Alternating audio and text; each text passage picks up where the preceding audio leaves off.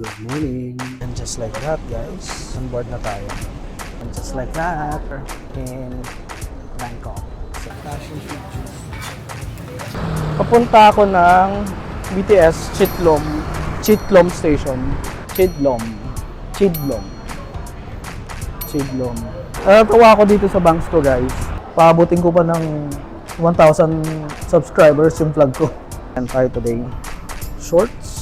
Ano lang tayo? Pamalengke. For my 30 subscribers, I will keep on improving. DJI kasi itong gamit ko na camera. Para lang makapag-vlog na. Para sumulit-sulit naman. Like nyo ha. Tsaka mag-comment kayo na, "Oy Chris, ang galing mo, grabe. Umiiyak kami, sobrang galing mo." Mga ganun comment. Tapos ha, 30 subscribers. Baka naman. Wala lang, para akong ewan. I'll keep you guys updated. Thank you.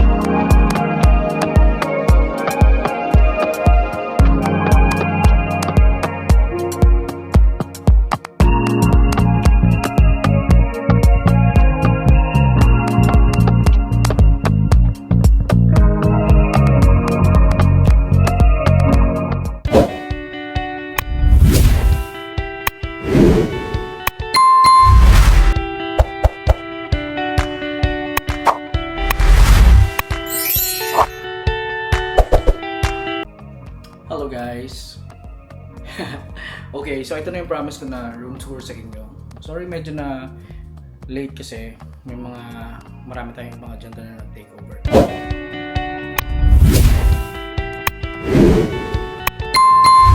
Okay, so upon entering this door, sa right side nyo pagpasok, sa left side ko, mayroong cabinet.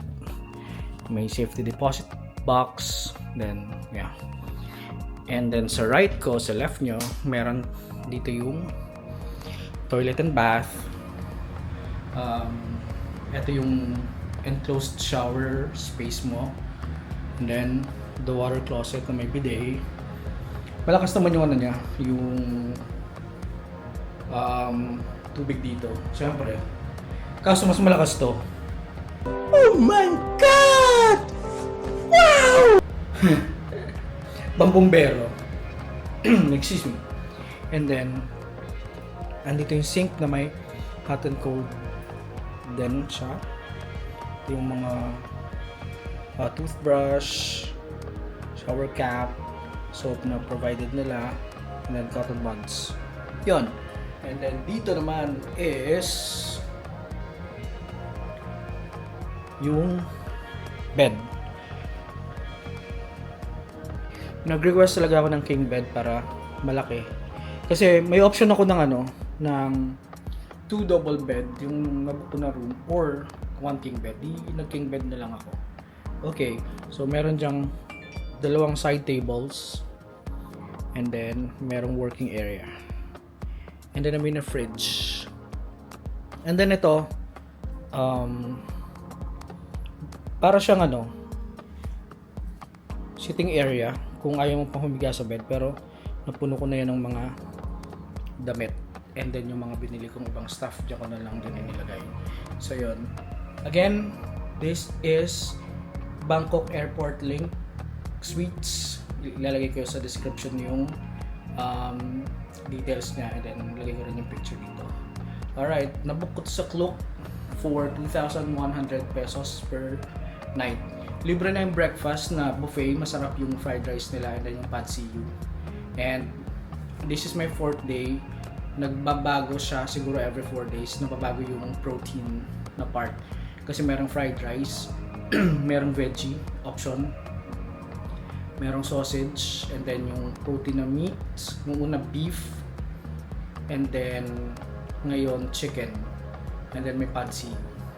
Also may option din ng mga bread, yogurt, cereals, fruits, salad, may ganon. Ikaw gagawa ng sarili mong salad.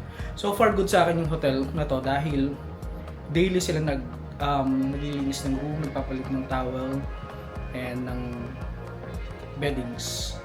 Basta everyday naglilinis sila. So pagdating ako, ayos na. Gaya ngayon, nag-lunch lang ako, pagdating ko, ayos na siya. So kudos, masarap ang breakfast. Sobrang friendly ng staff. And then meron din laundry area sa ground floor, just at the back of the reception, pero parang walang dryer yung washing machine. So pagka naglaba ka, akit ka sa second floor, doon mo sasampay. So medyo hassle. Kaya nagpa-laundry na lang ako, merong malapit na laundry dito. I think 300 baht. Hindi ko na alala ko ilang kilo. Basta yun. Tapos makukuha mo rin kagad sa the same day. Okay, again, this is Bangkok Airport Link Suites within Phetchaburi, Ratchathani area. Sobrang lapit sa Pratunam area. Alright, so see you again guys on my next video. Bye bye!